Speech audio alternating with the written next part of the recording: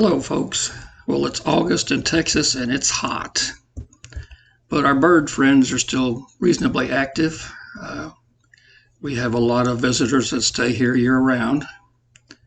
Sparrows are always here, sometimes groups of 30 and 40. That's the house sparrow. That's the white-crowned sparrow. And the chipping sparrow. Blue jays are here all the time, and we enjoy seeing them. Very colorful, very pretty.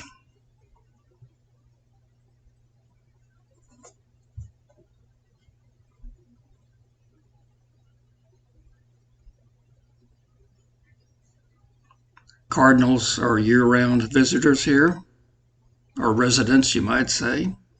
They rear their young here every year, and they stay all year. Beautiful birds. Love their songs. And then we have white-winged doves. A lot of them.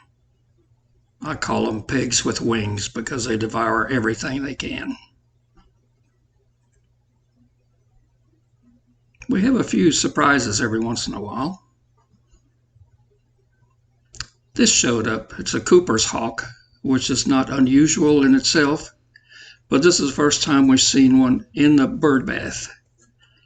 I guess with temperatures of 110 just about every day, they're just trying to keep cool like the rest of us. But he was there for a few minutes. Now he's looking up in the holly because a blue jay just flew in and is fussing at him. In a second, he'll shoo him off. Then we had another surprise. Eastern screech owl. We've been hearing them occasionally, but never seen them. And apparently brown or gray, either color is, not unusual. Tiny little birds. These we're not sure of. We think this is an orchard oriole, but again, we're not sure. If you can give us a confirmation on that or a correction, we'd appreciate it. This I have no clue.